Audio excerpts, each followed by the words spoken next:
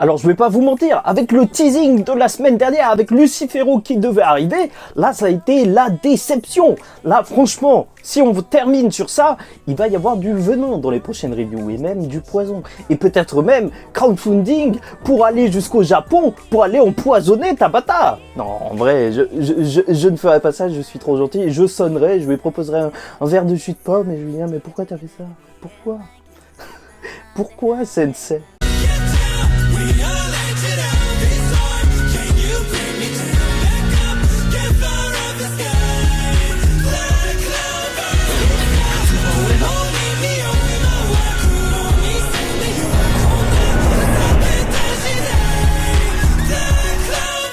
Mesdames et messieurs, ici Chaz et on se retrouve aujourd'hui pour la review du chapitre 314 de Black Clover et ce chapitre marque réellement, ça y est, le début de la fin de l'arc de Spade. Ça y est, on y est vraiment, le chapitre se nomme Agrégation parce que tout le monde va un petit peu se réunir lors de ce chapitre. Ça y est, plus qu'un seul ennemi géant à combattre et c'est pour ça que ça sent et ça pue la fin d'arc. Bon, là directement déjà on revient avec ceux qui avaient entamé l'arc de Spade, enfin l'invasion, avec le combat contre Mereoleona et donc, enfin contre Mereoleona, nous on est pour elle, mais donc son combat de base en fait, tout le monde est impressionné. Tu vois les gens de Spade mais qui se disent mais c'est quoi ce délire?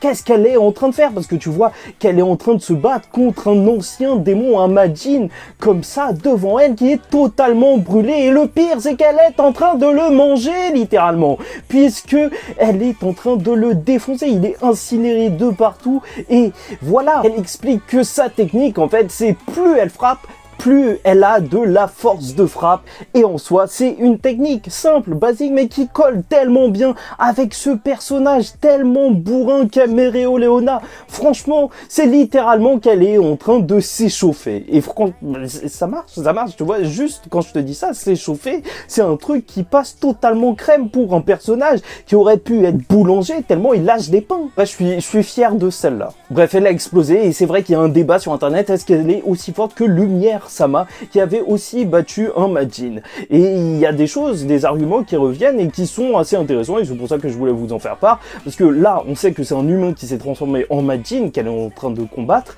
alors que normalement l'empereur mage Lumière lui s'était battu contre un elfe en Majin. Est-ce que ça fait une différence? Peut-être oui, non, mais voilà, c'est peut-être un truc à noter. Ensuite on a Nozel qui arrive avec Langris et Patry, enfin j'ai pas l'impression qu'ils arrivent tous ensemble en face justement de Dorothy et du taureau noir. Et enfin, il y a quelqu'un, il y a Langris et justement Patry qui disent William parce que oui, il faisait de la peine. Tout le monde s'en foutait de ce mec et c'est triste, mais le seul rôle qu'aura eu Patry lors de cet arc pour l'instant, alors que normalement c'est un elfe qui a une magie de lumière noire, tu vois, un truc de malade, franchement, un truc qu'on avait envie de voir, en plus qu'il maîtrise la magie ultime. Bah, au final, ça aurait été de nous rappeler que William existe encore, ouais, il existe. Et étrangement, il n'y a pas Yuno, mais gardez ça en tête, j'en reparle à la fin de la review, parce que je pense que ça peut être intéressant. Donc, Maurice est KO, et c'est Lucifero qui va reprendre le relais, puisqu'il va parler, il va dire bien joué à tout le monde, il va les féliciter, et ça y est, la deuxième porte, elle va s'ouvrir, donc voilà, mais ça sert à rien, puisque plein de démons vont sortir, et il dit que la porte s'est ouverte encore plus vite, maintenant qu'il a retiré la vie de son accélérateur. Enfin, je crois que, en gros, il est en train de presser Maurice pour justement retirer un petit peu de son énergie vitale pour que ça aille plus vite, ou peut-être qu'il parlait d'Yami et tout, et justement il peut posséder les démons de Baran, ce qu'il avait expliqué depuis longtemps, ce qu'on avait vu lors du flashback de Libé, et donc il va posséder les démons des 2 étages afin de se transformer en grand ver géant dégueulasse. Et d'ailleurs quand tu vois la petite case de Yami qui est emmenée dans ce truc, bah tu vois qu'il est vénère. Est-ce qu'il va nous sortir un truc ou est-ce qu'il va juste rester coincé en mode vénère? Je ne sais pas.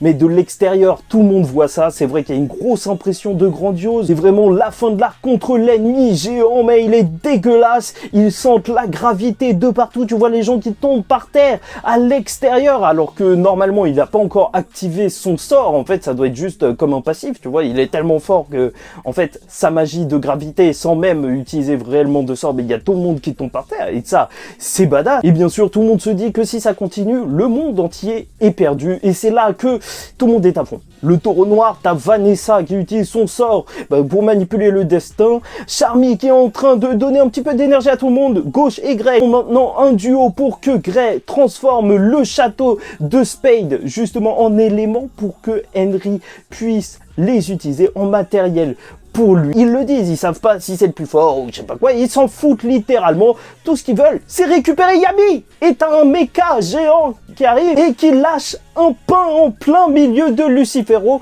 le plus puissant des démons. Mais bon, bien sûr, vous inquiétez pas, c'est juste une manifestation de Lucifero, donc un petit peu pétard mouillé, mais d'un autre côté, est-ce qu'ils auraient battu Lucifero maintenant? Est-ce que ça aurait été trop étrange qu'ils survivent à Lucifero maintenant?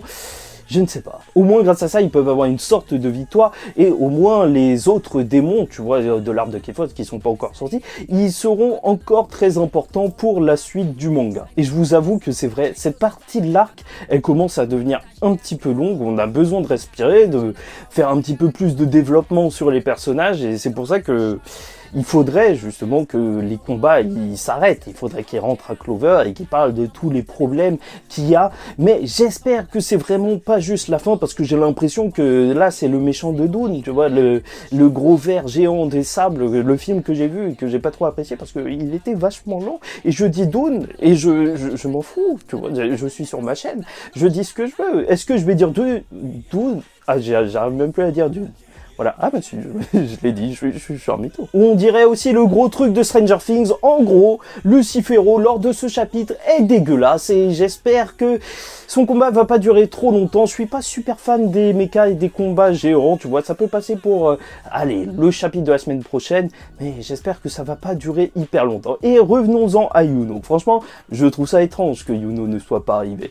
Et, entre nous, si Yuno arrive pile poil au moment où, je ne sais pas, par hasard, Asta doit disparaître ou doit faire un truc de fou, ce serait badass. Ce serait franchement incroyable.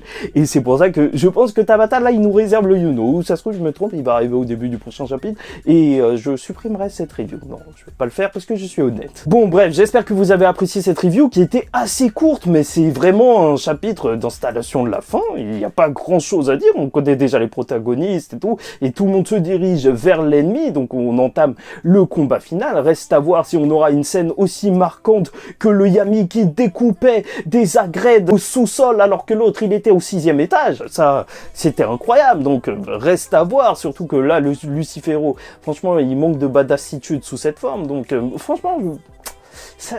Ah, je sais pas, je suis en train de me dire juste, j'attends, j'espère qu'il y aura un drame, hein, encore une fois, sinon le venin arrivera. Mais pour l'instant, on continue dans la bonne humeur. Bon, bref, j'espère que vous avez apprécié cette review. En tout cas, pour moi, c'était un plaisir de vous la faire. N'hésitez pas à liker ou disliker la vidéo si ça vous a pas plu.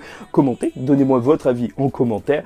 Et abonnez-vous parce que chaque semaine, on parle de Black Clover avec passion. Et en attendant la semaine prochaine, je vous dis ciao tout le monde, faites très attention à vous. Et surtout, devinez quoi? Paix sur vous.